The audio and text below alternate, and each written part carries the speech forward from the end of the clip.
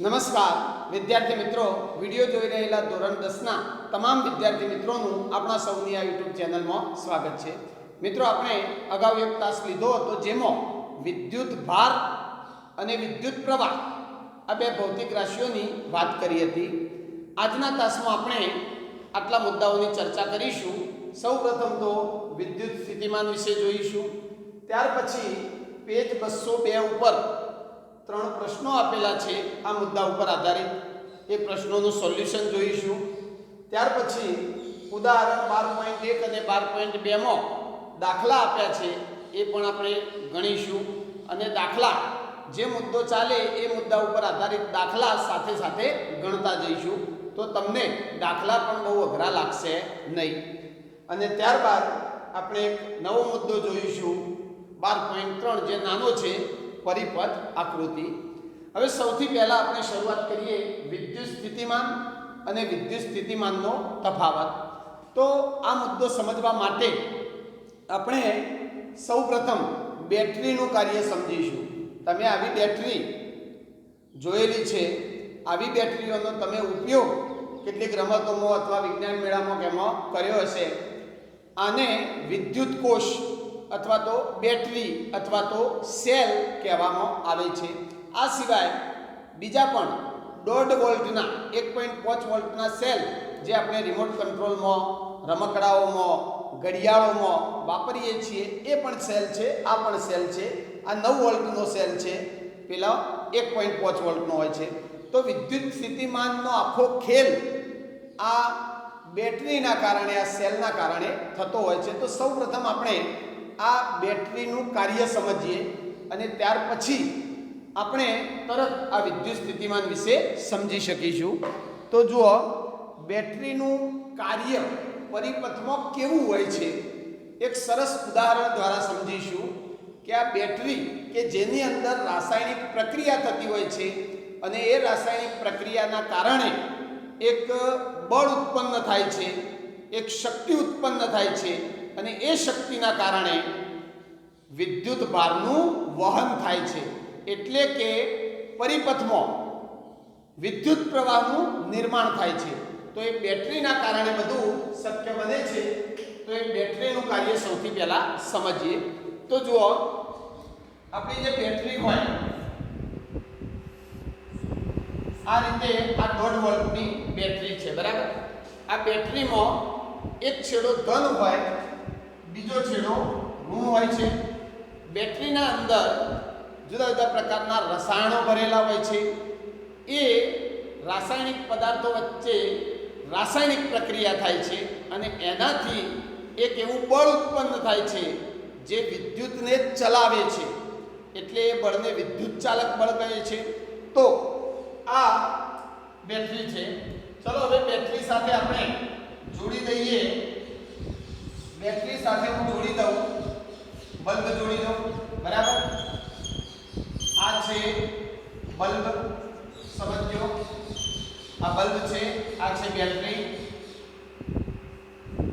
આ છે બેટરી, બરાબર। આ વાહક તાર છે। ચલો હવે આપણે આ વાહક તારની સાથે બલ્બનું જોડાણ કર્યું। ચલો હવે જોડી દઈએ કી, આ કી છે, બરાબર, અને અહીંથી આમ જોડી દઈએ, આ ઋણ છે। હવે બેટરીનું કાર્ય શું છે એ સમજી લઈએ પહેલા તો બેટરી શું કરશે કે આ જે વાહક તાર છે આ આખો પરિપથ થયો, ઇલેક્ટ્રોન ફરી શકે એવો એક રસ્તો થઈ ગયો। હવે તમે જો આ બેટરી જોડી ના હોય તો આ વાહક તારની અંદર ઇલેક્ટ્રોન અસ્તવ્યસ્ત ગતિ કરતા હોય, જે મુક્ત ઇલેક્ટ્રોન છે એની વાત કરું છું, તો મુક્ત ઇલેક્ટ્રોનની અસ્તવ્યસ્ત ગતિ હોય અને એના કારણે આપણે કહી શકીએ કે ભાઈ આ વાહક તારમાં વિદ્યુત પ્રવાહનું વહન થતું નથી। પણ તમે બેટરી જોડી દો, કળ ચાલુ કરી દો, બરાબર।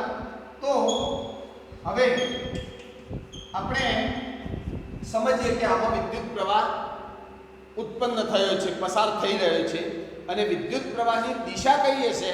તો વિદ્યુત પ્રવાહની દિશા માટે કાલે તમને કહ્યું હતું કે કોઈ પણ પરિપથ તમે દોરો આગળના ધોરણોમાં જઈને પણ ફિઝિક્સની અંદર કોઈ વિદ્યુત પરિપથ દોરતા હોય તો હંમેશા વિદ્યુત પ્રવાહની દિશા બતાવવામાં ક્યારેય ભૂલ ના થવી જોઈએ. એ દિશા આ રીતે યાદ રાખવી જોઈએ, પ્લસમાંથી બહાર કાઢવાનું બસ. આ વિદ્યુત પ્રવાહની દિશા, આ થઈ વિદ્યુત પ્રવાહની દિશા.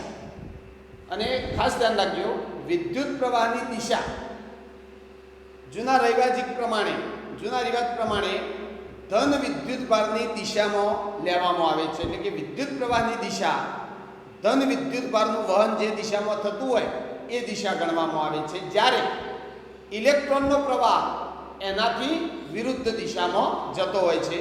તમે આમાં જોઈ શકો છો કે વિદ્યુત પ્રવાહ આ દિશામાં જાય છે, તો ઇલેક્ટ્રોનનો પ્રવાહ કઈ દિશામાં જતો હોય? એની વિરુદ્ધ દિશામાં. હવે સમજો, ઇલેક્ટ્રોનનો પ્રવાહ કઈ દિશામાં જાય છે એ પણ સમજી શકીએ, કારણ કે ઇલેક્ટ્રોન ઋણ વિદ્યુત ભારિત હોય. હવે ઇલેક્ટ્રોન ઋણ વિદ્યુત ભારિત કયા છે? ઇલેક્ટ્રોન ચલો ઋણ વિદ્યુત ભારિત છે, તો ઋણ વિદ્યુત ભાર કયા છેડા તરફ આકર્ષાય? એટલે કે આ ઋણને પ્લસ છેડો આકર્ષી શકે, તો આ ઇલેક્ટ્રોન અહીંયા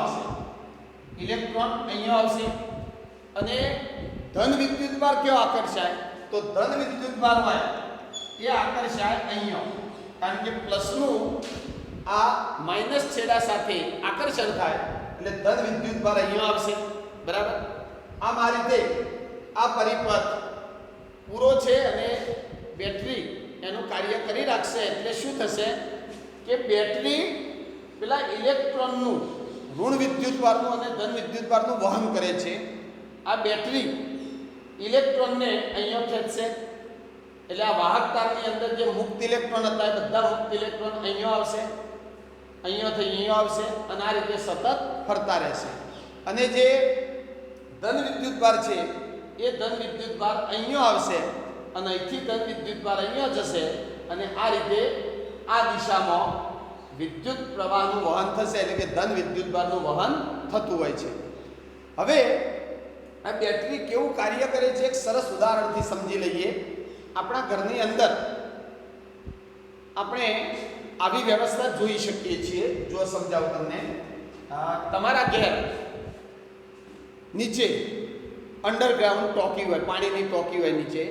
હવે તમારે બીજા માળે પહેલા કે બીજા માળે પાણી ચડાવવું હોય તો પાઇપલાઇન ગોઠવેલી હોય, પણ એમનેમ એ પાઇપલાઇનમાં પાણી ઉપર ચડશે તો નહીં ચડે, કારણ કે ગુરુત્વાકર્ષણની વિરુદ્ધ પાણીને ઉપર ચડાવવું હોય તો કાર્ય કરવું પડશે. એટલે તમારે એક મોટર મૂકવી પડશે. મોટર એટલે પંપ મૂકવો પડશે. ચલો હવે આપણે શું કરીએ? જુઓ, આ છે પાણીની ટોકી. સમજો, આ પાણીની ટોકી, આમાં પાણી ભર્યું છે. પાઇપલાઇન દ્વારા, આ પાઇપલાઇન છે પાણીની પાઇપલાઇન, એના દ્વારા પાણીને ઉપર ચડાવવું છે. આ પાઇપલાઇનમાં પાણીને ઉપર ચડાવવું છે, અને આ પાણીને અહીંયાથી પછી છોડી દેવાનું છે. બરાબર. તમે પાણીને ઉપર ચડાવવા માટે અહીંયા મૂકી દેશો પંપ અથવા મોટર કહીએ એ મૂકી દઈએ. અહીંયા સ્વિચ એની હોય. ચલો આ છે એની સ્વિચ. સ્વિચ એટલે કળ કહેવાય. આ પંપ છે. હવે શું થશે સમજો તમે, કે અહીંયા જેવી તમે સ્વિચ પાડશો આ પંપ ચાલુ થશે, અહીંયાથી પાણી ખેંચી અને આ નળીમાંથી પાણી અહીંયા આવશે. અહીંયા આવ્યા પછી એ પાણીને નીચે જવામાં કોઈ કાર્ય નહીં કરવું પડે, કારણ કે પાણી ગુરુત્વાકર્ષણથી આપમેળે નીચે આવશે, એટલે આ પાણી નીચે પડશે. ચલો આ પાણી નીચે પડે છે, એના માર્ગમાં હું એક ચક્ર ગોઠવી દઉં. આવું પોખિયોવાળું એક ચક્ર ગોઠવી દઉં. પોખિયોવાળું ચક્ર, જેને ટર્બાઇન કહેવાય. હવે ટર્બાઇન આમ તો ગોળ ચક્ર ફરતું નથી, પણ એના પોખિયા ઉપર પાણી પડશે એટલે આ ટર્બાઇન ફરશે, ગોળ ગોળ ફરશે. બરાબર. એ ટર્બાઇન ફરશે અને પોખિયા ઉપર પાણી અથડાશે અને એ પાણી આવશે નીચે. એ પાણી નીચે પાછું આ જ ટોકીમાં આવી જાય છે. બરાબર. હવે જો તમે સિમ્પલ સમજી લો પહેલાં, પછી આ બે આકૃતિઓને સરખાવીએ ત્યારે ખ્યાલ આવી જશે કે ભાઈ બેટરીનું ખરેખર કાર્ય શું છે. તો જો અહીંયા પાણીની ટોકી, સ્વિચ ચાલુ કરી, પંપ ચાલુ થયો, અહીંથી પાણી ખેંચ્યું, એ પાણી નળીમાં પાણીની પાઇપમાં ઉપર ચડ્યું, ઉપર ચડીને અહીંથી પાણી નીચે પડે છે, નીચે પડે છે એના માર્ગમાં ટર્બાઇન મૂકી દીધું, ટર્બાઇનના પોખિયા ઉપર પાણી અથડાય એટલે ટર્બાઇન ફરે છે અને એ પાણી પાછું નીચે આવી જાય છે. એ નીચે આવેલું પાણી ફરીથી પાછું આ પંપ દ્વારા ઉપર ચડે છે. આમ પાણીનું સતત વહન થયા કરે છે, પાણીનું સતત વહન થયા કરે છે અને પાણીને પાઇપમાં સતત ફરતું રાખવાનું કામ કોણે કર્યું? પંપે કર્યું, બરાબર. અને આ પાણી શક્તિ ધરાવે છે, ઉપર જાય એટલે એની પાસે શક્તિ હોય અને એ શક્તિ કેવી છે એ આપણે આ ટર્બાઇન ફરે એટલે જોઈ શકીએ છીએ કે ભાઈ ઉપરથી પાણી પડે છે એનાથી કંઈક કાર્ય થાય છે. ટૂંકમાં ઉપરથી પાણી પડે એટલે પોખિયો ફરે છે, ચક્ર ફરે છે તો કંઈક કાર્ય થાય છે એવું આપણે જોઈ શકીએ છીએ. હવે આ બે આકૃતિઓ સરખાવો તો ખ્યાલ આવી જાય.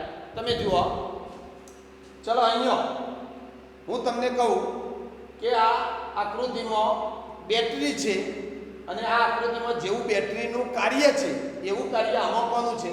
તો પંપનું. એટલે બેટરીનું કાર્ય કોના જેવું છે? પંપ જેવું છે. જે રીતે બેટરી વિદ્યુત ભારને સતત ફરતા રાખે છે એ રીતે પંપ પાણીને સતત ફરતું રાખે છે. ચલો પછી આમાં આ વાહક તાર છે કે જેમાં વિદ્યુત ભારનું વહન થાય છે. તો આમાં વાહક તાર છે, તો આમાં શું છે? પાણીની પાઇપલાઇન. વાહક તારને કોની સાથે સરખાવી શકાય? પાણીની પાઇપ સાથે.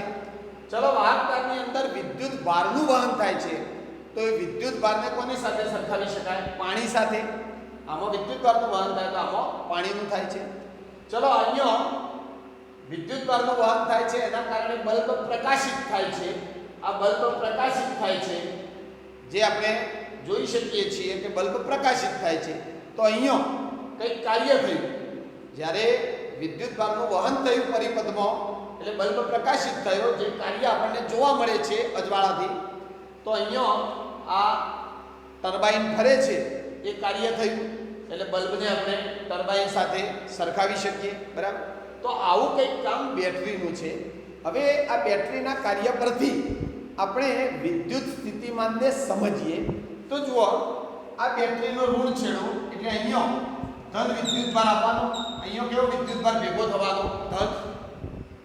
હવે આ ધન વિદ્યુત ભાર અહીંથી અહીંયા જશે કારણ કે સતત પરિભ્રમણ કરવા માટે આ ધન વિદ્યુત ભારને અહીંયા જવું પડશે.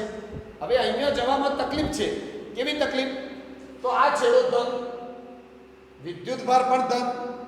આ ધન વિદ્યુત ભાર અહીંયા જાય તો ધન ધન વચ્ચે શું થાય? આકર્ષણ, અપાકર્ષણ થાય.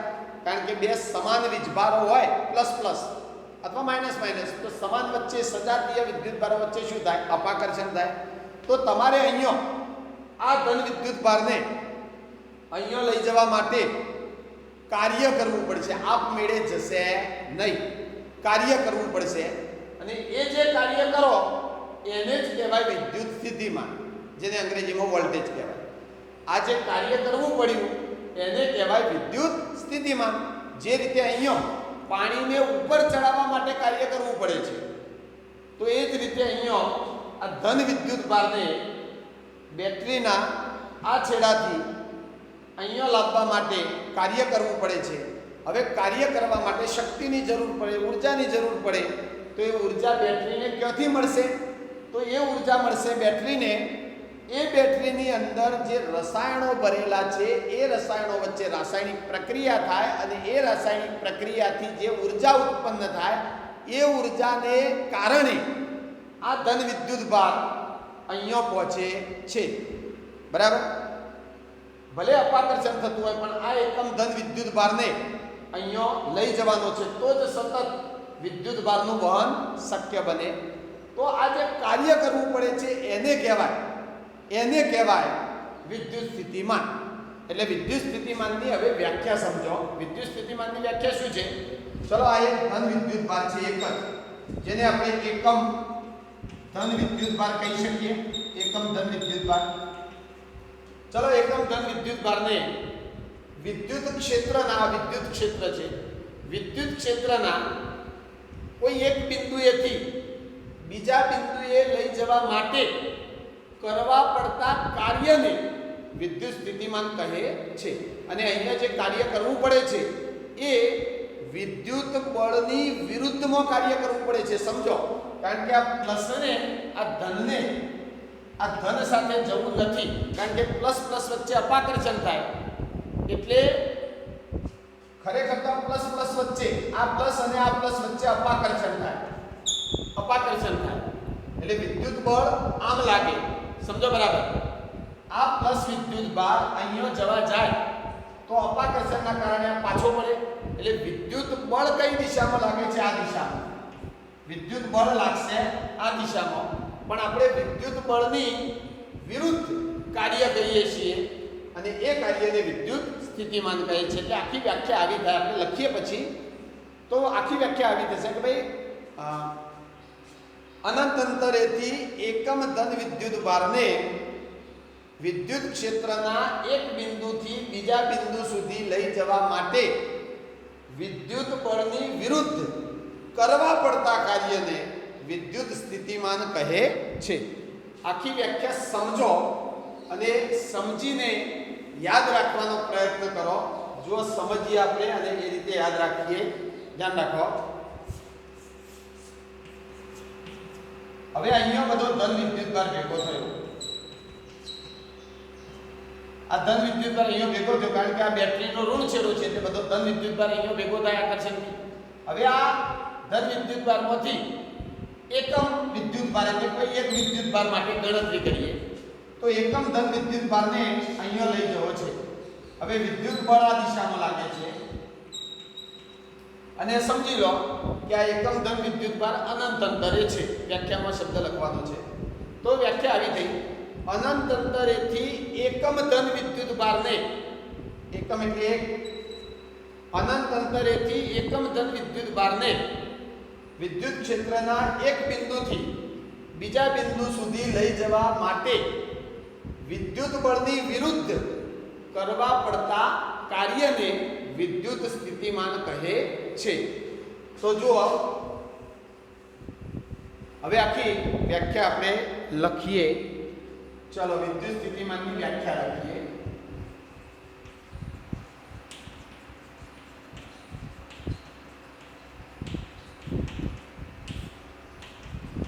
તો જો અનંત અંતરેથી એકમ ધન વિદ્યુત ભારને વિદ્યુત ક્ષેત્રના કોઈ બિંદુ સુધી લઈ જવા માટે વિદ્યુત બળની વિરુદ્ધ કરવા પડતા કાર્યને વિદ્યુત સ્થિતિમાન કહે છે. સરસ યાદ રાખજો. અનંત અંતરેથી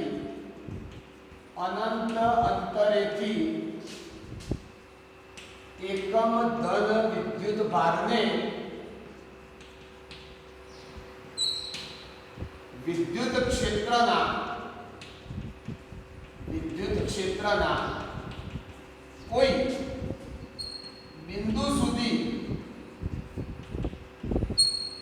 લઈ જવા માટે વિદ્યુત બળ વિરુદ્ધ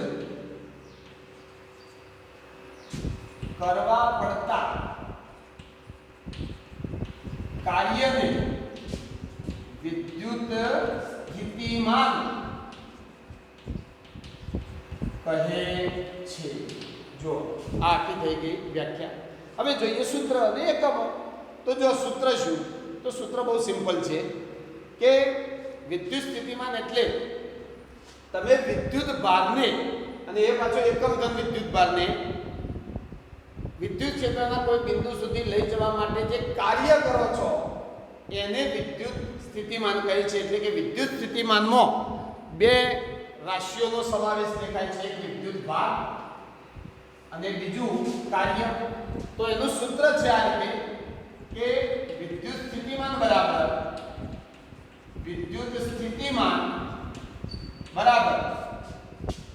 કરેલું કાર્ય, તમે જે કાર્ય કર્યું એ ભાગ્યા વિદ્યુત ભાર.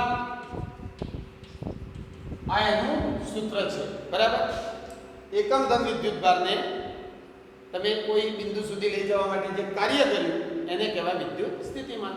ચલો હવે આ સૂત્રને આપણે શેનું કરી દઈએ? સંજ્ઞા દ્વારા. ચલો એની સંજ્ઞાઓ દર્શાવીએ. તો વિદ્યુત સ્થિતિમાનની સંજ્ઞા છે V, કાર્ય કાર્યને અંગ્રેજીમાં વર્ક કહેવાય એટલે એની સંજ્ઞા W,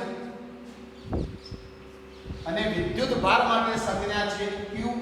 તો આ સૂત્ર થઈ ગયું V બરાબર W ભાગ્યા Q, જે વિદ્યુત સ્થિતિમાન શોધવા માટેનું સૂત્ર છે. હવે વાત કરીએ એના એકમની. ચલો વિદ્યુત સ્થિતિમાનનો એકમ શું, તો એના એકમની વાત કરીએ તો જુઓ, ચલો એના એકમો જોઈ લઈએ. અહીંયા લખું, દરેક ભૌતિક રાશિમાં વ્યાખ્યા, સૂત્ર, એકમ આ બધું ખાસ આવડવું જોઈએ.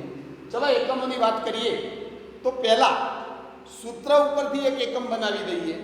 ચલો સૂત્ર છે વિદ્યુત સ્થિતિમાન બરાબર કાર્ય ભાગ્યા વિદ્યુત ભાર.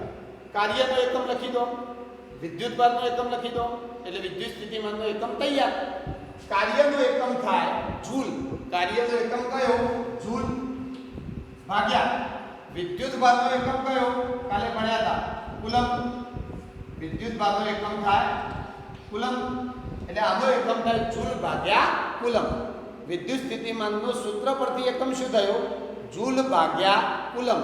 અને જૂલ ભાગ્યા કુલમને આપણે ટૂંકમાં લખવું હોય તો જૂલનો જે વૈજ્ઞાનિક હતો જૂલ, એટલે એની એકમની સંજ્ઞા કેપિટલ અક્ષરમાં લખાય તો જૂલનો જે અને કુલમનો સી, એટલે જે ભાગ્યા સી એ વિદ્યુત સ્થિતિમાનનો એકમ થયો. હવે આપણે દરેક ભૌતિક રાશિના એસઆઈ એકમો ખાસ યાદ રાખીશું, કારણ કે બધી ગણતરીઓ એસઆઈ એકમમાં કરીશું. તો આનો એસઆઈ એકમ કયો? એસઆઈ એકમ સિસ્ટમ ઇન્ટરનેશનલ એકમ વૈજ્ઞાનિકોના નામ ઉપરથી લગભગ આપેલા હોય છે, ખાસ કરીને આ વિદ્યુતના સાથે સંકળાયેલી ભૌતિક રાશિઓના. તો આ વિદ્યુત સ્થિતિમાન વિશે સંશોધન કરવાવાળો વૈજ્ઞાનિક હતો એલેક્ઝાન્ડ્રો, ઇટાલીનો વૈજ્ઞાનિક હતો એલેક્ઝાન્ડ્રો વોલ્ટા. તો એના નામ ઉપરથી વિદ્યુત સ્થિતિમાનનો એકમ બનાવી દીધો વોલ્ટ. વિદ્યુત સ્થિતિમાનનો એસઆઈ એકમ છે વોલ્ટ. એનો એસઆઈ એકમ વોલ્ટ, ખાસ યાદ રાખજો. એનો એસઆઈ એકમ કયો છે? વોલ્ટ. અને વોલ્ટની સંજ્ઞા છે V. વોલ્ટની સંજ્ઞા V. અને જુઓ ખાસ ધ્યાન રાખો, આ એક એવી ભૌતિક રાશિ છે કે જેમાં ભૌતિક રાશિની સંજ્ઞા, વિદ્યુત સ્થિતિમાન ભૌતિક રાશિ એની સંજ્ઞા અને એના એકમની સંજ્ઞા બે એક જ છે, V.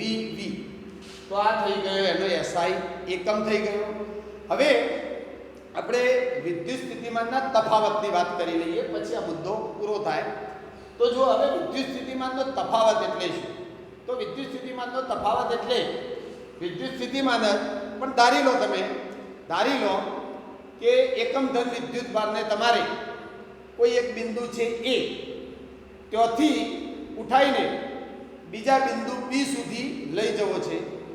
તો એ બે બિંદુ વચ્ચેનો જે વિદ્યુત સ્થિતિમાનનો તફાવત હોય એને કહેવાય વિદ્યુત સ્થિતિમાનનો તફાવત.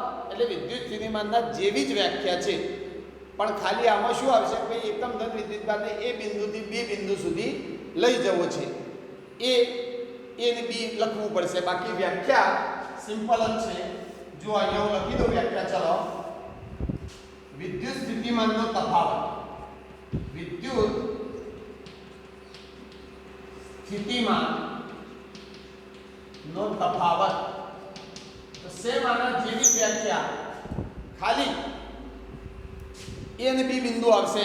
એટલે પરીક્ષામાં ક્યાંક વિદ્યુત સ્થિતિમાનના તફાવતની વ્યાખ્યા પૂછાય તો પણ તમે સરળતાથી લખી શકો. એક વ્યાખ્યા આવડતી હોય તો બીજી વ્યાખ્યા આવડી જ જાય.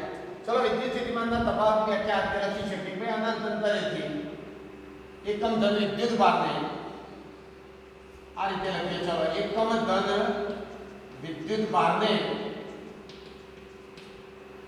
વિદ્યુત ક્ષેત્રના બિંદુ A થી બિંદુ B સુધી લઈ જવા માટે વિદ્યુત બળ વિરુદ્ધ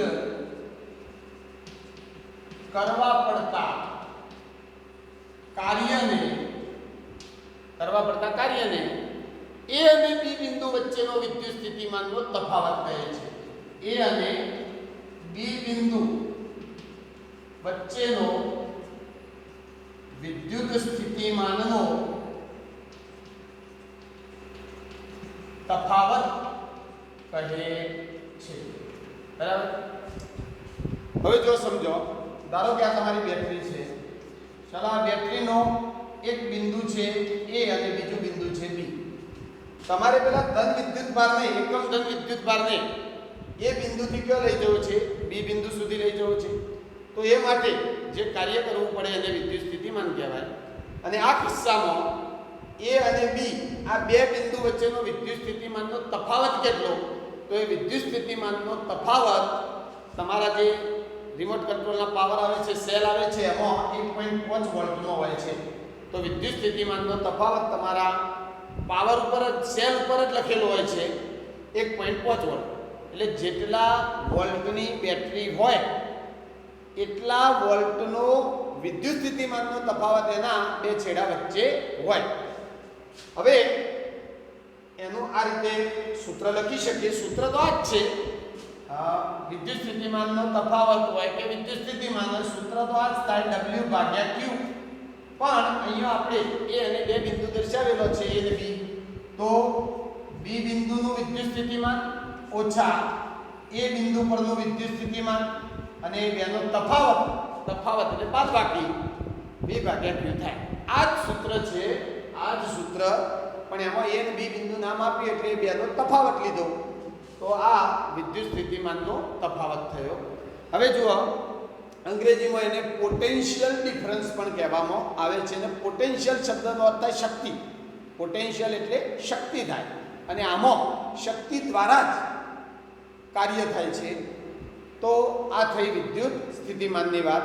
હવે વાત કરીએ કે આ વિદ્યુત સ્થિતિમાનનો તફાવત માપવો હોય તો કયું સાધન વપરાશે? એટલે કે સાધનનું પણ નામ યાદ રાખવાનું.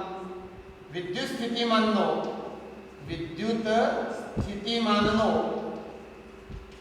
તફાવત માપવા કયું સાધન વપરાય છે? તો કાલે આપણે જોયું હતું કે ભાઈ વિદ્યુત પ્રવાહ માપવા માટે કયું સાધન વપરાતું હતું? એમીટર. તો વિદ્યુત સ્થિતિમાનનો તફાવત માપવા માટે વપરાય વોલ્ટમીટર. કયું સાધન વપરાય?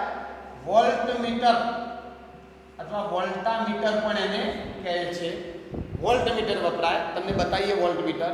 અને આ વોલ્ટમીટર તમારે જ્યારે વિદ્યુત સ્થિતિમાનનો તફાવત માપવાનો હોય તો જે ઘટકનો તફાવત માપવાનો હોય, જેનો તફાવત માપવાનો હોય એની સાથે, એના બે છેડા સાથે સમાંતર જોડાણમાં વોલ્ટમીટર જોડવામાં આવે છે. સમજો તમે. ધારો કે તમારે આ બલ્બ છે, બલ્બ વીજળીનો ગોળો. આ બલ્બના અંદર એક અવરોધ છે, વાયરનું ગૂંચળું હોય છે, અવરોધ છે. હવે તમારે આ બલ્બના બે છેડા વચ્ચેનો વિદ્યુત સ્થિતિમાનનો તફાવત માપવો છે. તો આખો પરિપથ મેં બતાવી દીધો. તો તમારે શું કરવું પડશે? વોલ્ટમીટર જોડવાનું. પણ વોલ્ટમીટર કયો જોડાય? તો વોલ્ટમીટર જોડવાનું જેનો તમારે બે છેડા વચ્ચેનો તફાવત માપવો છે, બે છેડાની સાથે સમાંતર રીતે વોલ્ટમીટર જોડાય. જો આ અને આ સમાંતર થયા એ રીતે જોડાય. જ્યારે એ મીટર કેવી રીતે જોડાતું હતું? એ મીટર આ લાઈનમાં જ જોડાય, પરિપથમાં અહીંયા જોડતા હતા કે અહીંયા જોડી શકો. જ્યારે વોલ્ટમીટર કયો જોડાય? સમાંતર જોડાણમાં જોડવામાં આવે છે. આ જે અવરોધ હોય એની સાથે સમાંતર જોડાણમાં જોડાય. વોલ્ટમીટર સાધન વપરાય છે જે અવરોધ સાથે સમાંતર જોડાણમાં હોય છે. બરાબર? સમાંતર જોડાણમાં જ જોડાય. કારણ કે આ વોલ્ટમીટર બે છેડા વચ્ચેનો વોલ્ટેજ માપે છે. તો જે બે છેડા હોય એની સાથે વોલ્ટમીટર જોડવું પડે એટલે ઓટોમેટિક સમાંતર જોડાણમાં જ જોડાઈ જાય. તમને વોલ્ટમીટર બતાવી દઈએ. જો આ છે વોલ્ટમીટર, અહીંયા લખેલું છે, તમે જોઈ શકો છો વોલ્ટ્સ. બરાબર? વોલ્ટ. આ 10 વોલ્ટ માપી શકે એવું વોલ્ટમીટર છે. હવે આને સમાંતર જોડવાનું એટલે અહીંથી એક વાયર કાઢવાનો, બીજો વાયર અહીંથી કાઢવાનો અને એ બંને વાયરને પેલા જેના બે છેડા વચ્ચેનો વિદ્યુત સ્થિતિમાનનો તફાવત માપવાનો હોય એ બે છેડા સાથે જોડી દેવાનો, એટલે આ સમાંતર જોડાણમાં જોડાઈ જાય. આવું વોલ્ટમીટર આવતું હોય છે. ચલો હવે તમે સૌથી પહેલા તો આ સ્ક્રીનશોટ લઈ લો અને નોટ બનાવતા હોય તો આ બધી વ્યાખ્યાઓ ખાસ સમજીને સૂત્રો, વ્યાખ્યાઓ, એકમો બધું લખજો, કારણ કે એ આવડશે, સમજાશે તો જ દાખલા આવડશે. ચલો સ્ક્રીનશોટ લઈ લો, ત્યાર પછી આપણે પેજ 202 ના પ્રશ્નો સોલ્વ કરીએ. સ્ક્રીનશોટ લઈ લેશો. ચાલો જુઓ, હવે આપણે વાત કરીએ પેજ નંબર 202 ઉપર આપેલા પ્રશ્નોના સોલ્યુશનની. ચલો પહેલો પ્રશ્ન છે, જુઓ પહેલો પ્રશ્ન વાંચો. પહેલો પ્રશ્ન છે, વાહકના બે છેડા વચ્ચે વિદ્યુત સ્થિતિમાનનો તફાવત જાળવી રાખવામાં મદદ કરતા ઉપકરણનું નામ આપો. વાહકના બે છેડા વચ્ચે વિદ્યુત સ્થિતિમાનનો તફાવત જાળવી રાખવાનું કામ કોણ કરે છે? તો એ કામ કરે છે બેટરી, એટલે વિદ્યુત કોષ બેટરી, કે જે બે છેડા વચ્ચેનો વિદ્યુત સ્થિતિમાનનો તફાવત જાળવી રાખે છે. તમારા પાસે 1.5 વોલ્ટની બેટરી હોય તો 1.5 વોલ્ટની બેટરી આ બે છેડા વચ્ચેનો વિદ્યુત સ્થિતિમાનનો તફાવત 1.5 વોલ્ટ 1.5 વોલ્ટ જાળવી રાખે છે. તો આમાં જવાબ આવશે, પહેલામાં જવાબ આવશે બેટરી. બેટરીને તમે વિદ્યુત કોષ પણ કહી શકો, બરાબર? 1 માર્કનો પ્રશ્ન છે આ. ચલો બીજો પ્રશ્ન જુઓ. બીજો પ્રશ્ન છે, બે બિંદુઓ વચ્ચેનો વિદ્યુત સ્થિતિમાનનો તફાવત 1 વોલ્ટ છે. 1 વોલ્ટ છે એનો અર્થ શું થાય? ચલો આની વાત કરીએ. બે બિંદુ વચ્ચે વિદ્યુત સ્થિતિમાનનો તફાવત 1 વોલ્ટ છે, એનો અર્થ શું થાય? તો સીધી રીતે કહીએ તો આ પ્રશ્નમાં તમને 1 વોલ્ટની વ્યાખ્યા પૂછેલી છે. 1 વોલ્ટની વ્યાખ્યા પૂછેલી છે, બરાબર? હવે એકમની વ્યાખ્યા પૂછી છે પાછી, કારણ કે વિદ્યુત સ્થિતિમાનનો એકમ કયો? વોલ્ટ. એ 1 વોલ્ટ એટલે કે વોલ્ટની વ્યાખ્યા પૂછેલી છે. તો 1 વોલ્ટની વ્યાખ્યા શું થાય? તો જુઓ, સમજો. ચલો આપણું સૂત્ર હતું V = W ભાગ્યા Q. આ છે કાર્ય, W એટલે કાર્ય, અને આ છે વિદ્યુત ભાર, અને આ છે વિદ્યુત સ્થિતિમાન. મારે 1 વોલ્ટની વ્યાખ્યા લખવી હોય તો કાર્યને હું 1 લઈ લઉં, વિદ્યુત ભાર 1 લઈ લઉં, બરાબર? તો 1 ભાગ્યા એટલે 1 વોલ્ટ થઈ જાય. તો આપણે કાર્ય કેટલું કરીશું? 1 જૂલ. કાર્ય કેટલું કરીશું? 1 જૂલ. અને વિદ્યુત ભાર કેટલો લઈશું? વિદ્યુત ભાર કેટલો લઈશું? 1 કુલમ. વિદ્યુત ભારનો એકમ કુલમ છે એટલે 1 કુલમ લઈશું, બરાબર? તો હવે વ્યાખ્યા બોલી શકીએ. આ રીતે વ્યાખ્યા થાય કે જો 1 કુલંબ વિદ્યુત ભારને વિદ્યુત ક્ષેત્રના કોઈ એક બિંદુથી બીજા બિંદુ સુધી લઈ જવા માટે 1 જૂલ કાર્ય કરવું પડે તો વિદ્યુત સ્થિતિમાનનો તફાવત 1 વોલ્ટ કહેવાય છે. બે બિંદુ વચ્ચેનો તફાવત કેટલો કહેવાય? 1 વોલ્ટ કહેવાય. એટલે વ્યાખ્યા લખવી હોય તો આ રીતે આખી લખી જ દઈએ, એટલે તમે સ્ક્રીનશોટ લેશો તો આ બધા પ્રશ્નોના જવાબ તમને સીધા મળી જાય. ચલો વ્યાખ્યા લખવી હોય તો આ રીતે લખી શકીએ કે જો 1 કુલંબ વિદ્યુત ભારને વિદ્યુત ક્ષેત્રના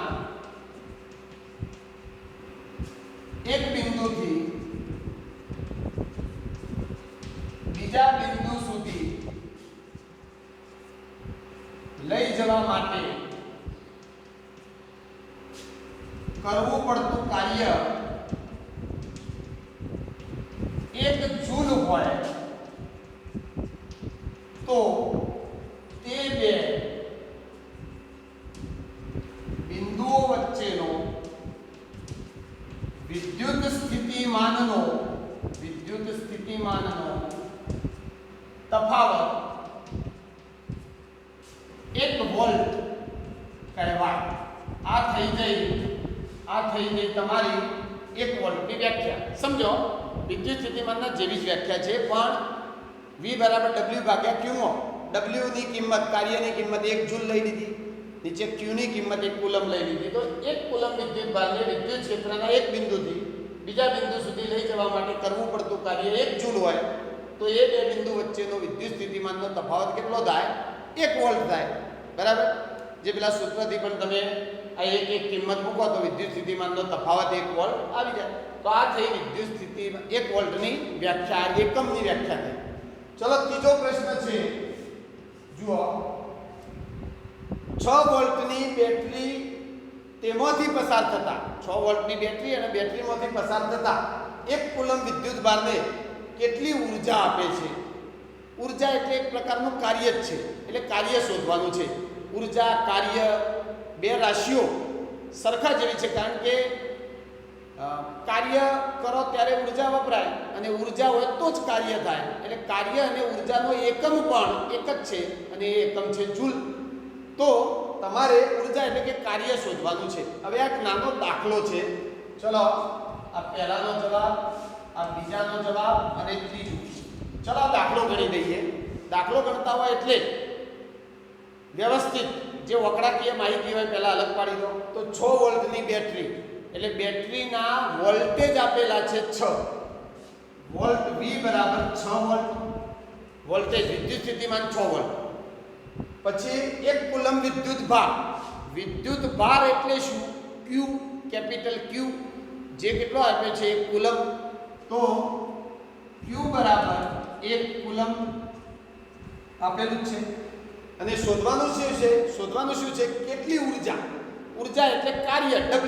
શોધવાનું છે W હવે તમને આ બધી માહિતી આપી હોય તો સૂત્રની મદદથી તરત જ એક જ સ્ટેપમાં ગણતરી કરી અને ઊર્જા શોધી શકો તો ચલો આ સૂત્ર કયું V બરાબર W ભાગ્યા Q ચલો કિંમત મૂકીએ V એટલે 6 W શોધવાનું Q એટલે 1 ચલો જુઓ 1 અહીંયા આવી જાય તો 6 એકા 6 બરાબર W હવે આ કાર્ય છે ઊર્જા છે તો એનો એકમ શું હોય જૂલ તો જવાબ આવ્યો 6 જૂલ અથવા 6 જે એટલે જૂલ 6 જૂલ ઊર્જા આપે છે આ જવાબ એકદમ નાનકડો દાખલો કે જે એક ગુણમાં પૂછી શકાય એવો દાખલો છે તો આ 3 પ્રશ્નો પણ આપણે સોલ્વ કરી દીધા ચલો એકવાર 3 પ્રશ્નોનો જવાબ સાથેનો સ્ક્રીનશોટ લઈ લો ત્યાર પછી બે બીજા દાખલા ગણીએ અને પછી નવો પોઈન્ટ ચાલુ કરીએ ચલો સ્ક્રીનશોટ લઈ લો ચાલો જુઓ હવે બે દાખલા ગણવાના છે એમાંનો એક દાખલો ગઈકાલે આપણે જે વિદ્યુત પ્રવાહ વાળો પોઈન્ટ જોયો હતો એનો છે અને બીજો દાખલો છે એ વિદ્યુત સ્થિતિમાનનો છે ચલો આ દાખલા જોઈએ ચલો પહેલા જોઈએ ઉદાહરણ 12.1 ચલો ઉદાહરણ 12.1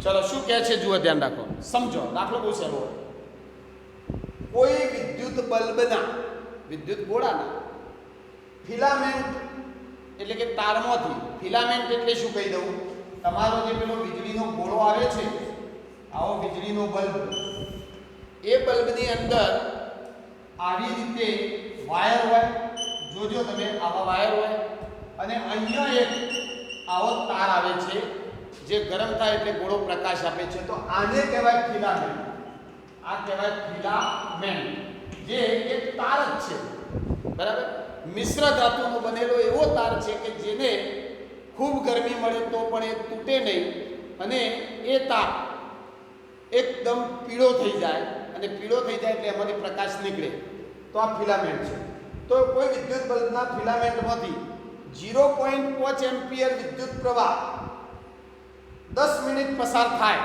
તો વિદ્યુત ભાર ગણો બહુ સહેલો દાખલો કેટલો વિદ્યુત પ્રવાહ પસાર કરવાનો 0.5 એમ્પિયર ચલો વિદ્યુત પ્રવાહ એટલે I વિદ્યુત પ્રવાહ રાશિ છે જેની સંજ્ઞા I ની કિંમત આપી દીધી છે 0.5 એમ્પિયર I બરાબર 0.5 એમ્પિયર ચલો પછી 10 મિનિટ સમય આપી દીધો છે સમય t બરાબર 10 મિનિટ અને શોધવાનો છે વિદ્યુત ભાર એટલે q શોધીશું આપણે. હવે જો ધ્યાન રાખો, કોઈ પણ તમે વિદ્યુતને લગતો દાખલો ગણતા હોય તો એમાં મિનિટ એકમ ચાલશે નહીં, સમયનો એકમ મિનિટ ચાલશે નહીં. એને આપણે સેકન્ડમાં રૂપાંતરિત કરી દઈએ તો 10 મિનિટ એટલે 10 ગુણ્યા 60 વડે ગુણો એટલે મિનિટનું સેકન્ડ થઈ જાય. 10 ગુણ્યા 60 એટલે શું થઈ જાય? 600 સેકન્ડ. બરાબર. ચલો હવે આપણી પાસે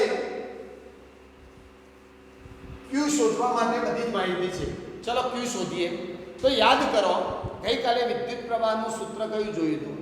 વિદ્યુત પ્રવાહનું સૂત્ર આવું જોયું હતું કે I બરાબર q ભાગ્યા t. આ સૂત્રમાં કિંમત મૂકો એટલે જવાબ મળી જાય. બહુ સહેલો દાખલો છે.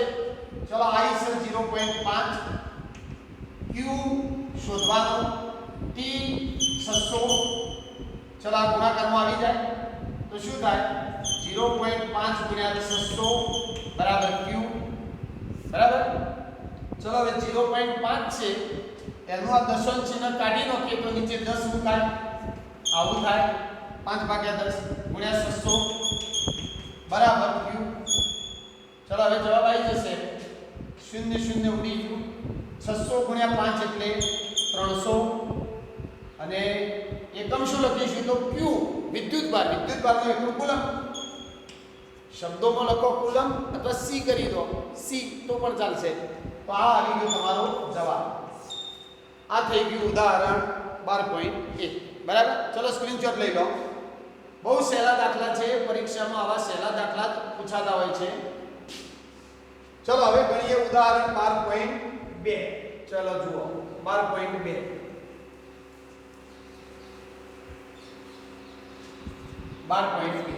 જોજો આ દાખલો શું કહે છે? 12 વોલ્ટ વિદ્યુત સ્થિતિમાનનો તફાવત ધરાવતા બે બિંદુઓ વચ્ચે 2 કુલંબ વિદ્યુત ભારને લઈ જવા કેટલું કાર્ય કરવું પડે? બહુ સહેલો દાખલો.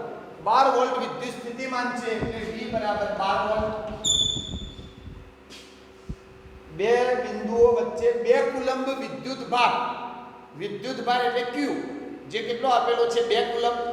તો q બરાબર 2 કુલંબ. શોધવાનું શું છે? કાર્ય એટલે w. ચલો કઈ સૂત્ર વાપરીશું? તો સિમ્પલ v બરાબર w ભાગ્યા q. ચલો કિંમતો મૂકી દો. v એટલે 12, w શોધવાનું, q એટલે 2. અહીંયા 2 આવી જાય તો 12 ગુણ્યા 2 બરાબર w. 12 × 24 બરાબર w. ખાસ એકમ લખવાનું ભૂલતા નહીં. છેલ્લે જવાબ આવી ગયો. જવાબમાં તમે શું શોધ્યું છે? કાર્ય. તો કાર્યનો એકમ જૂલ. તો આનો એકમ થાય જૂલ. તો આ થઈ ગયો તમારો ઉદાહરણ 12.2. બહુ સહેલા છે. ચલો સ્ક્રીનશોટ લઈ લો. ચાલો હવે આપણે વાત કરીએ છેલ્લો પોઈન્ટ, પરિપથ આકૃતિ. તો જુઓ પરિપથ આકૃતિની વાત કરીએ.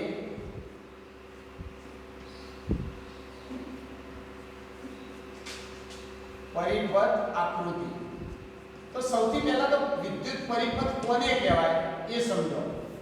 વિદ્યુત પરિપથ કોને કહીશું આપણે? ચલો હવે કાઢી નાખું છું. આ પરિપથ એટલે સર્કિટ જેમાં વિદ્યુતનું સતત વહન થયા કરતું હોય એવો એક બંધ માર્ગ, જેને આપણે પરિપથ કહીએ છીએ. તો પરિપથમાં તમે પરિપથ તૈયાર કરો એટલે પરિપથ તૈયાર કરવા પહેલાં તો તમારે જોઈશે વાહક તાર. આવો વાયર જોઈશે. બરાબર. એ વાહક તારની સાથે તમારે બેટરી તો અવશ્ય જોડવી પડશે, કારણ કે બેટરી વગર વાહક તારમાં વિદ્યુત પ્રવાહ ઉત્પન્ન કોણ કરશે? એટલે બેટરી જોડવી પડશે. આ રીતે આ બેટરી આવી ગઈ. પછી તમારે સ્વિચ મૂકવી પડે, કળ. કારણ કે આ પરિપથમાં વિદ્યુતનું વહન થતું હોય એને જ્યારે અટકાવવું હોય, બંધ કરવું હોય તો સ્વિચ મૂકવી પડે. અને આપણા ઘરની અંદર તમે જુઓ, દરેક સાધનને ચાલુ બંધ કરવા માટે સ્વિચો હોય જ છે. તો સ્વિચ મૂકવી પડે. તો આ છે કળ. બરાબર. હવે આ વાહક તારની અંદર બેટરી જોડેલી છે, કળ ચાલુ છે એટલે વિદ્યુતનું વહન થઈ રહ્યું છે. તો એ વિદ્યુતનું વહન થઈ રહ્યું છે એમને તો દેખાય નહીં. આમ તો વાયરમાં તો ખબર ના પડે વિદ્યુત પ્રવાહ વહેતો હોય કે ના વહેતો હોય. તો વિદ્યુતનું વહન થઈ રહ્યું છે એવું જોવા માટે કોઈ વિદ્યુત ઘટક જોડવો પડશે. વિદ્યુત ઘટક તરીકે એમીટર હોય, વોલ્ટમીટર હોય, વિદ્યુત બલ્બ હોય, ટ્યુબલાઇટ હોય, પંખો હોય, આવા સાધન કે જેને વિદ્યુત ઘટક કહેવાય એવો કોઈ વિદ્યુત ઘટક જોડવો પડશે. દાખલા તરીકે હું જોડી દઉં છું અહીંયા બલ્બ, આ છે બલ્બ. તો બલ્બ પ્રકાશિત થાય એટલે ખ્યાલ આવી જાય કે ભાઈ વિદ્યુતનું વહન થઈ રહ્યું છે. તો આને કહેવાય વિદ્યુત પરિપથ. આને કહેવાય વિદ્યુત પરિપથ કહેવાય. એટલે કે બેટરી, કળ, બેટરી, કળ, વાહકતા, પછી આ વિદ્યુત ઘટક, આ બધા ભેગા મળી અને જે રચના બનાવે છે એને પરિપથ કહે છે. કે પરિપથ શું છે? તો પરિપથે બેટરી, કળ, પછી વાહકતા અને વિદ્યુત ઘટકો. વિદ્યુત ઘટક તરીકે એક ઘટક હોય, બે ઘટક હોય, ગમે તેટલા હોઈ શકે. બેટરી, કળ, વાહકતા અને વિદ્યુત ઘટકોથી બનતી રચનાને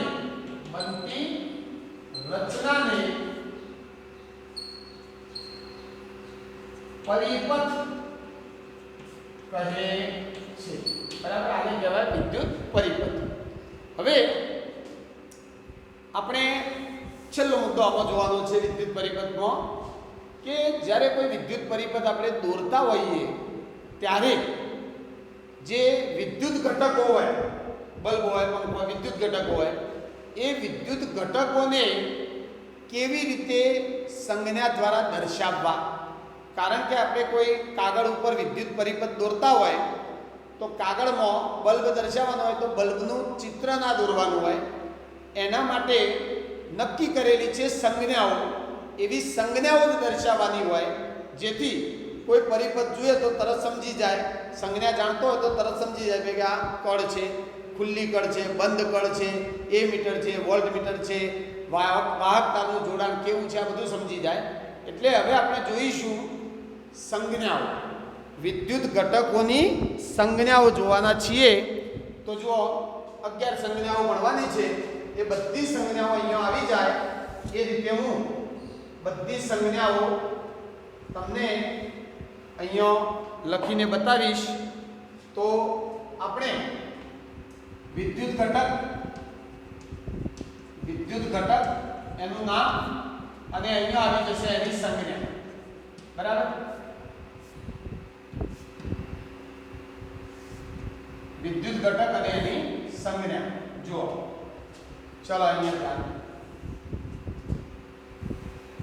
11 છે એટલે આ બાજુ પણ જરૂર પડશે. વિદ્યુત ઘટક અને એની સંજ્ઞા.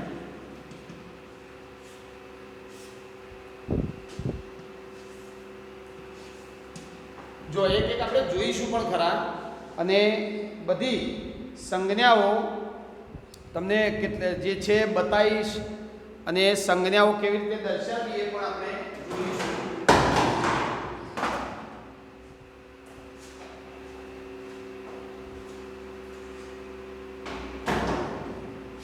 જો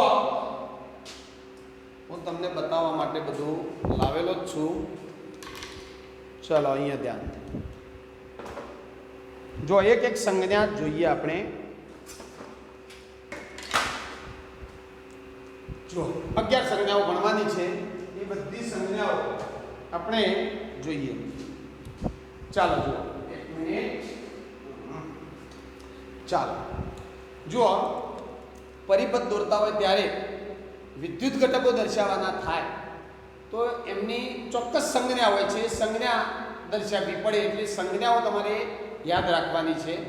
અને પરીક્ષા માટે પણ એક ગુણનો હેતુલક્ષી પ્રશ્ન કોઈ સંજ્ઞાનો પૂછાઈ શકે છે. તો ચલો પહેલી સંજ્ઞા વિદ્યુત કોષ.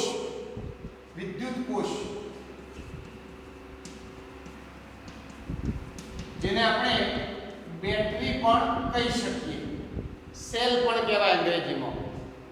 તો વિદ્યુત કોષની સંજ્ઞા છે આવી. વિદ્યુત કોષ દર્શાવો ત્યારે આ વાહક તાર છે. વાહક તાર સાથે વિદ્યુત કોષ જોડેલો હોય તો એ વિદ્યુત કોષમાં બે લીટીઓ દર્શાવવાની, એક નાની અને એક મોટી. મોટી લીટી હોય ધન છેડો દર્શાવે છે, ધન ધ્રુવ. નાની હોય ઋણ ધ્રુવ દર્શાવે છે. તો આ રીતે તમારે વિદ્યુત કોષ બતાવવો હોય તો આ રીતે બતાવી શકો. પછી બીજું છે, બીજામાં લખેલું છે બેટરી. હવે બેટરી અને વિદ્યુત કોષ એક જ છે, પણ આ શું છે કે ઘણા બધા વિદ્યુત કોષ ભેગા કર્યા હોય એટલે કે વિદ્યુત કોષનું સંયોજન. ઘણા બધા વિદ્યુત કોષ ભેગા કરીએ તો વધારે વોલ્ટ વાળી બેટરી બને એની વાત છે. બે એક જ છે, આમ તો વિદ્યુત કોષ એટલે બેટરી જ કહેવાય. અને આમાં બેટરી અથવા વિદ્યુત કોષોનું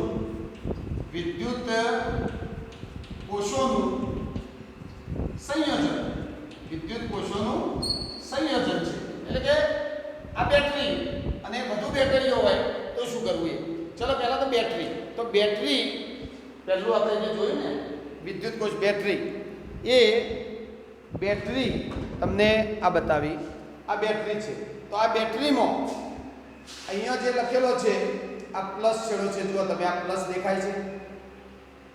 આ પ્લસ છેડો કહેવાય અને આ માઇનસ છેડો છે. આ લખેલું છે માઇનસ. તો આવી રીતે બેટરીમાં પ્લસ માઇનસ છેડો હોય. પછી બેટરીનું સંયોજન એટલે તમે વાહક તારની મદદથી એક કરતો વધુ બેટરીઓ જોડી દો. જો મેં અહીંયા જોડેલી છે, તમે જોઈ શકો છો. આ રીતે જોડવામાં આવે. જુઓ તમે, આ વિદ્યુત કોષોનું સંયોજન છે. બે બેટરી જોડેલી છે, તમે જોઈ શકો છો કે આ વાહક તાર બેટરીના ઋણ છેડાને જોડેલો છે. પછી ધન છેડો આ રહ્યો, એ ધન છેડામાંથી એક વાયર કાઢી અને કોની સાથે જોડ્યો? ઋણ સાથે. પ્લસને માઇનસ સાથે જોડવાનું અને માઇનસ હોય એને પ્લસ સાથે જોડવાનું. આ રીતે તમે આ બે બેટરીઓ જોડી છે એવી ઘણી બધી બેટરીઓ જોડી અને તમે પરિપથમાં વોલ્ટેજ વધારી શકો છો. આ એક બેટરી 9 વોલ્ટની આવે છે. આવી બે બેટરીઓ હું આ રીતે જોડી દઉં તો આ ટોટલ જ્યારે આ પરિપથમાં જોડાશે આ વિદ્યુત કોષોનું સંયોજન એટલે ટોટલ 9 + 9 18 વોલ્ટનો વિદ્યુત સ્થિતિમાનનો તફાવત પરિપથમાં જોવા મળશે. તો આ છે વિદ્યુત કોષોનું સંયોજન, જેને આ રીતે કરાય. મૂળ તો બધી બેટરીઓ ભેગી કરી છે એટલે એક બેટરી, બીજી બેટરી, ત્રીજી બેટરી, એમ ઘણી બધી બતાવી શકો તમે. તો આ વિદ્યુત કોષોનું સંયોજન થયું. ખાસ કરીને પ્લસ માઇનસ બતાવજો તો plus minus plus minus plus minus, બરાબર? આ રીતે જોડવાનું હોય. આને કહેવાય વિદ્યુત કોષોનું સંયોજન. પછી ત્રીજું છે સ્વિચ કળ, જેને પ્લગ કળ પણ કહે છે. સિમ્પલ આપણા ઘરોમાં હોય સ્વિચની વાત છે.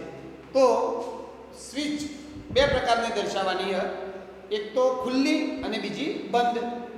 તો ચલો પહેલા બતાવી દઈએ પ્લગ કળ ખુલ્લી. તો જુઓ, હવે સ્વિચો કેવી આવે છે તમને કહી દઉં.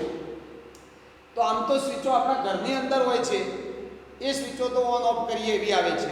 પણ કેટલીક પ્રયોગશાળાની અંદર આવી સ્વિચો આવતી હોય છે. જુઓ, આ આખું નહીં, આખું ધ્યાનમાં લાવી છે. આટલો ભાગ ખાલી ધ્યાનમાં લો, એ આટલો ભાગ ધ્યાનમાં લો, આટલો ભાગ, બસ આટલો ભાગ. હવે અહીંયાથી એક વાયર જોડી દીધો હોય, અહીંયાથી વાયર જોડી દો અને એક આવું આપેલું હોય. આ હાલ કળ ખુલ્લી છે એટલે કે આ જે વચ્ચે હોલ દેખાય છે આ કૌંસ જેવું, એમાં કશું આપણે લગાવ્યું નથી એટલે ખુલ્લી કળ છે. અને જ્યારે આ કળને બંધ કરવી હોય તો અહીંયા લગાવી દેવાનું. આ રીતે આ લાગી જાય એટલે આ કળ બંધ થઈ જાય. કારણ કે તમે આ ધાતુનું બનેલું છે એને જ્યારે અહીંયા લગાવશો એટલે વિદ્યુતનું વહન સળંગ થઈ જશે. તમારી કળ બંધ થઈ જાય. એ બંધ કળ એટલે ઓન અને ઓફ. આ ખુલ્લીનો મતલબ થાય ઓફ. આપણે સ્વિચ ઓફ હોય રીતે. તો ખુલ્લી કળને આ રીતે દર્શાવાય. પેલો કૌંસ જેવો હતો એ ખુલ્લું. બીજી પણ સંજ્ઞા છે જે પુસ્તકમાં નથી આપી, પણ કળ દર્શાવવા માટે, ખુલ્લી કળ દર્શાવવા માટે આ રીતે વાયર આ વાયર અને અહીંયા કર જે અહીંયા કનેક્શન ટચ નથી થયેલું એટલે આ ખુલ્લી કહેવાય કર, ઓફ કહેવાય, ઓફ. આપણે પંખો બંધ કરવો હોય તો સ્વિચ ઓફ કરીએ ને તો આ ઓફ સ્થિતિ દર્શાવે છે. ચલો એવી રીતે પ્લગ કર, બંધ, બંધ એટલે ઓન, ચાલુ કરવાનું. તો એ દર્શાવવા માટે આ જ કૌંસ પણ વચ્ચે આપણે પેલું ભરાવી ના આપણે વચ્ચે લગાવી દીધું એટલે વચ્ચે ટપકું કરી દેવાનું. ટપકું કરી દો એટલે ઓન થઈ ગયું, વિદ્યુત પ્રવાહ સરળ પસાર થઈ શકે છે. આમાં બતાવવું હોય બીજી રીતે તો એને આ રીતે પણ બતાવી શકો, આ રીતે. એટલે આ અથવા અને બંધ માટે આ અથવા આ પુસ્તકનો આપી નથી, પણ તમે જોશો તો પરિપથની અંદર આવી કળ પણ દર્શાવેલી હોય છે. આ રીતે પણ દર્શાવાય, આ રીતે પણ દર્શાવી શકાય. ચલો હવે જોઈએ પાંચમો વિદ્યુત ઘટક, તારનું જોડાણ. તારનું જોડાણ. તમે જ્યારે વિદ્યુત પરિપથ દોરતા હોય અને એમાં કંઈક વાયર જોડ્યા હોય તો તારનું જોડાણ આ રીતે દર્શાવવાનું. આ એક તાર, એની સાથે આ બીજો તાર જોડેલો છે એટલે ટપકું કરી દેવાનું. આ એક તાર, એની સાથે બીજો તાર જોડ્યો એટલે આ થઈ ગયું તારનું જોડાણ. બરાબર, આવી રીતે દર્શાવાય. ચલો પછી છઠ્ઠું છે એકબીજા ઉપરથી પસાર થતા બે તાર કે જે એકબીજાના સંપર્કમાં છે નહીં, એટલે કે જોડાણ વગર, જોડાયા વગર એકબીજા ઉપરથી પસાર થતા તાર. જોડાણ વગર, જોડાણ વગર એકબીજા પરથી પસાર થતા તાર. તો એ કેવી રીતે બતાવવાના જુઓ. ધારો કે આ બે તાર છે, એક જ મિનિટ. ચલો આ બે તાર છે. હવે આ તાર કોઈ પરિપથ સાથે જોડ્યો છે, આ તાર છે કોઈ પરિપથ સાથે જોડ્યો છે, અને આ બે તાર જોડાયા નથી, અડેલા જ નથી. તો એ બે તારને આકૃતિમાં દર્શાવ્યા. તમે જુઓ આ બે અડેલા નથી, આમ જોશો તો તરત બેના વચ્ચે જગ્યા દેખાય છે એટલે અડ્યા નથી. દાખલા તરીકે તમારા ઘરની આગળ પેલી વીજળીની લાઈનો જતી હોય તો એક તાર જતો હોય, એના ઉપર બીજો તાર જતો હોય, બે તાર વચ્ચે જગ્યા હોય, અડ્યા ના હોય. તો એવા તાર દર્શાવવા માટે એક તાર આ રીતે દર્શાવી દો અને બીજો તાર ઉપરથી પસાર થાય છે પણ એને અડતો નથી એટલે આવો વળાંક આપીને આ રીતે દર્શાવી દેવાનું. આવું દર્શાવ્યું હોય તો બે તાર એકબીજા ઉપરથી પસાર થાય છે પણ બે જોડાયા નથી. અને જો આ રીતે દર્શાવી દો તો ના ચાલે, આ રીતે દર્શાવી દો તો અહીંયા તારનું જોડાણ થઈ ગયું કહેવાય. એટલે જોડાણ વગરના બે તાર આ રીતે આપણે દર્શાવી શકીએ છીએ. બરાબર. ચલો પછી ચલો સાતમું છે વિદ્યુત બલ્બ કેવી રીતે દર્શાવવો. વિદ્યુત બલ્બ,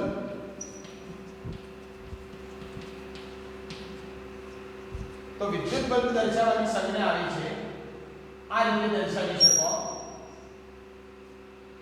હા, બસ આ બલ્બ, સિમ્પલ બલ્બ દર્શાવવો હોય તો આ રીતે દર્શાવી શકાય. અથવા કોઈને સારું દોરતા આવડતું હોય તો બીજી એક સંજ્ઞા પણ રાખી છે આ રીતની. અહીંથી આ માઇનસ તો એ પ્લસ, પછી અહીંયા તમારે આવું દોરી દેવાનું, ઓરિજિનલ બલ્બ જેવો લાગે ને એવું છે આ બલ્બ. તો આ રીતે વિદ્યુત બલ્બ દર્શાવી શકો તમે. પછી આઠમો વિદ્યુત ઘટક છે અવરોધ. અવરોધ વિશે આપણે હવેના તાસમાં ભણીશું. અવરોધક એટલે ઇલેક્ટ્રોનનો પ્રવાહ જતો હોય એને ધીમો પાડવા વાળો જે ઘટક હોય, એને રોકવા વાળો જે ઘટક હોય એને કહેવાય અવરોધ. તમે બાઇક લઈને રોડ ઉપર જાઓ છો, હવે ફૂલ સ્પીડમાં તમે ગતિ કરો છો, આગળ રોડ ઉપર વચ્ચે બમ્પ આવ્યો તો બમ્પ આવશે એટલે ઓટોમેટિક તમે બ્રેક મારશો, તમારી સ્પીડ ધીમી થઈ જવાની. તો જેવી રીતે રોડ ઉપર પંપનું કાર્ય છે એવું જ કાર્ય વિદ્યુત પરિપથમાં અવરોધનું છે. અવરોધ આવે એટલે પેલા ઇલેક્ટ્રોન જે ઝડપથી આવતા હોય એ ઇલેક્ટ્રોન ધીમા પડી જાય, કારણ કે અવરોધ આવે એટલે તારનું ગૂંચળું આવ્યું કહેવાય. અવરોધ તમે જાતે પણ બનાવી શકો છો. અવરોધ એટલે કંઈ નહીં, જુઓ આ ખુલ્લો તાર છે, બરાબર. હવે આ સીધો હોય તો ઇલેક્ટ્રોનનો પ્રવાહ ફટ પસાર થઈ જાય ઝડપથી, પણ આ તારને હું અવરોધ બનાવવા માંગતો હોય તો શું કરવાનું? આવી કોઈ પ્લાસ્ટિકની વસ્તુ હોય એના ઉપર આ રીતે વીંટાળી દો, નજીક વટા આ રીતે વીંટાળી દો. જુઓ આ થઈ ગયું. પછી આમાંથી આ કાઢી લો. તો હવે આ થઈ ગયો અવરોધ. જોઈ લો, આ બની ગયો અવરોધ. આને કહેવાય અવરોધ, કારણ કે આમાં ઇલેક્ટ્રોન વહેતા અહીંયા સુધી આવી જાય ફૂલ સ્પીડમાં. પછી અહીંયા માર્ગ વળાંકવાળો થઈ ગયો, એટલે આમાં ઇલેક્ટ્રોનની સ્પીડ ઓછી થઈ જાય, તો આને કહેવાય અવરોધ. આવા તૈયાર અવરોધ મળતા હોય છે. તો અવરોધ દર્શાવવા માટે આવી સંજ્ઞા છે. અવરોધ માટે આ અવરોધ, બરાબર? 2 3 4 જેવો બતાવી દેવાનો. આ અવરોધ થયો. પછી 9મો છે ચલ અવરોધ. ચલ અવરોધ એટલે એવો અવરોધ કે જેને તમે બદલી શકો, અવરોધને વધારે કે ઓછો કરી શકો, જેને અંગ્રેજીમાં રિયોસ્ટેટ પણ કહેવામાં આવે છે. એ ચલ અવરોધ તમને બતાવું, ઓરિજિનલ રિયોસ્ટેટ બતાવું. પણ ચલ અવરોધ કેવી રીતે દર્શાવાય? તો ચલ અવરોધ દર્શાવવા માટે 2 સંજ્ઞાઓ છે. એક આવી સંજ્ઞા કે અવરોધ બતાવી દેવાનો અને એના વચ્ચે આવી લીટી કરી દેવાની. આ થઈ ગયો ચલ અવરોધ. અથવા બીજી રીતે બતાવવો હોય તો આ રીતે બતાવી શકો. અવરોધ બતાવી દેવાનો અને ઉપર આ રીતે વચ્ચે ગમે તે આવું તીરથી લીટું બતાવી દેવાનું. આ ચલ અવરોધ થઈ ગયો. રિયોસ્ટેટ કહેવાય, જેને કહેવાય રિયોસ્ટેટ, જે તમને બતાવીએ. અરે જુઓ, આ છે રિયોસ્ટેટ ચલ અવરોધ. આ ચલ અવરોધ છે. અહીંયા નામ પણ લખેલું છે, તમે જોઈ શકો છો. રિયોસ્ટેટ. અને કેટલા ઓહ્મનો છે? તો 400 ઓહ્મનો છે. 400 ઓહ્મનો છે, અહીંયા લખેલો છે. અવરોધ વિશે ભણીશું એટલે અવરોધનો એકમ આપણે ભણીશું ઓહ્મ. આ ઓહ્મમાં લખેલો છે કે આ 400 ઓહ્મનો અવરોધ છે. હવે આ રિયોસ્ટેટ છે. આ રિયોસ્ટેટમાં અહીંયા વાયર છે. આ નજીક ઓટા વાળેલા તાર છે. આ 2 છેડા છે જો વાયર જોડવાના હોય. હવે આ અવરોધને તમે નાનો મોટો કરી શકો છો. આને અહીંથી આમ ફેરવી શકો છો. આ રીતે ફરી શકે, બરાબર? હવે જુઓ, તમે જોડવાનું કેવા હોય કહી દઉં. વાયર તાર ક્યાં જોડવાનો? તો એક તાર અહીંયા જોડવાનો, બીજો તાર જોડવાનો અહીંયા. જોઈ લો, અહીંયા આ 2 પોઈન્ટ અહીંયા તાર જોડવાના. હવે મેં હાલ આ વચ્ચે રાખ્યું હોય તો અહીંથી જે વિદ્યુત પ્રવાહ આવ્યો, આ વાયર દ્વારા જે વિદ્યુત પ્રવાહ આવ્યો, જો સમજાવું તમને, સમજીએ જેથી ખ્યાલ આવે તમને થોડો. ચલો સમજીએ. જુઓ, ચલો, આ વાહક તારમાં અહીંથી વિદ્યુત પ્રવાહ આવે છે. અહીંથી વિદ્યુત પ્રવાહ આવ્યો એ હવે અહીંયા આ ઓટા છે ગૂંચળું, એમાં ફરતો અહીંયા પહોંચશે. એટલે અહીંયાથી સીધો અંદર જઈ અહીંયા આવી જશે. તો હવે આ ઇલેક્ટ્રોનનો જે પ્રવાહ આવ્યો, વિદ્યુત પ્રવાહ આવ્યો, તો એ વિદ્યુત પ્રવાહ, ઇલેક્ટ્રોનનો પ્રવાહ આ બધા વટામાંથી પસાર નહીં થાય. આટલા ભાગના વટામાંથી પસાર થાય. તો આ અવરોધ અડધો કરી દીધો આપણે. આને હું પાછળ ખસેડું અહીંયા. તો હવે જુઓ, હવે અહીંયાથી જે વિદ્યુત પ્રવાહ આવ્યો એ વિદ્યુત પ્રવાહ ઘણા બધા વટામાંથી પસાર થઈને પછી અહીંયાથી નામ અહીંયા પહોંચશે.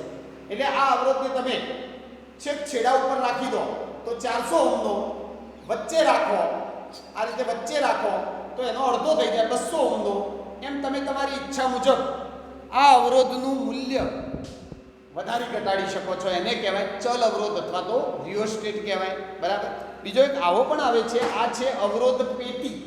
આને શું કહેવાય? અવરોધ પેટી. આ અવરોધ પેટીમાં પણ આવી કળ આપેલી હોય છે, જે તમે લગાવી દો એટલે આ જોઈન્ટ થઈ ગયું કહેવાય. આ રીતે બધી કળો લગાવી દો તો પૂરો અવરોધ થઈ જાય. કળો કાઢી લઈએ તો અવરોધ ઓછો થઈ જાય. એટલે આ પણ મૂળ વધારી ઘટાડી શકાય એવી અવરોધની પેટી છે. આને કહેવાય અવરોધ પેટી. ચલો પછી 10 નંબર એમીટર. એમીટર એટલે વિદ્યુત પ્રવાહ માપવા માટે વપરાતું સાધન. એમીટરને વિદ્યુત પરિપથમાં દર્શાવવાનું થાય તો કેવી રીતે દર્શાવાય? તો એમીટરને આ રીતે દર્શાવવાનું, રાઉન્ડ કરીને એ લખી દેવાનું એક બાજુ ધન એક બાજુ ઋણ, કોઈ પણ બાજુ ધન ઋણ લખી દો. આ એ મીટર છે જે તમને બતાવી દઈએ, કાલે તો બતાવી દીધું છે કે મીટર આ રહ્યું. જો આ છે એ મીટર, વચ્ચે એ લખેલો છે, આ એ મીટર છે. એ મીટર બીજું આ રહ્યું. હવે જો આ એ મીટર છે ને, એ આ એકમ જુઓ, મિલી એમ્પિયર્સ. અહીંયા શું લખેલું છે? નાનો એમ, મિલી એમ્પિયરમાં માપશે. એટલે કે 1000 મિલી એમ્પિયર સુધી વિદ્યુત પ્રવાહ માપી શકે છે. આ મિલી એમ્પિયર એકમમાં માપશે, એટલે કે બહુ ઓછો વિદ્યુત પ્રવાહ પસાર થતો હોય તો આવા મિલી એમ્પિયરમાં માપી શકે એવા એ મીટરનો ઉપયોગ થતો હોય છે, અને આ રીતે દર્શાવે. પછી છે વોલ્ટ મીટર. વોલ્ટ મીટર હમણાં જ તમને બતાવ્યું. વોલ્ટ મીટર જેને આ રીતે દર્શાવાય V પ્લસ માઇનસ, બરાબર. વોલ્ટ મીટર આ રહ્યું, આ છે વોલ્ટ મીટર. બધા અલગ લાગે. તમે એ મીટર જુઓ કે વોલ્ટ મીટર જુઓ, તમને લાગશે સેમ, પણ ધ્યાનથી જુઓ તો અહીંયા એકમ લખેલો હોય, આ વોલ્ટ, એટલે આ વોલ્ટ મીટર છે, વોલ્ટેજ માપશે. અને આ એમ્પિયર એટલે એ મીટર છે જે વિદ્યુત પ્રવાહ માપે છે. તો આ રીતે સંજ્ઞાઓ જુદી જુદી દર્શાવી શકાય. આવું જ એક બીજું ગેલ્વેનોમીટર આવે છે, જેને રાઉન્ડ કરી અને G વડે દર્શાવાય. એ વિદ્યુત પ્રવાહની હાજરી બતાવે છે. હાલ જરૂર નથી, પછી આવશે. તો આટલી સંજ્ઞાઓ છે વિદ્યુત ઘટકોની, જે તમારે યાદ રાખવાની, પરીક્ષામાં હેતુલક્ષી તરીકે પૂછાઈ શકે છે. તો આજનો તાસ આપણે પૂરો કરીએ અને આનો સ્ક્રીનશોટ લઈ લો.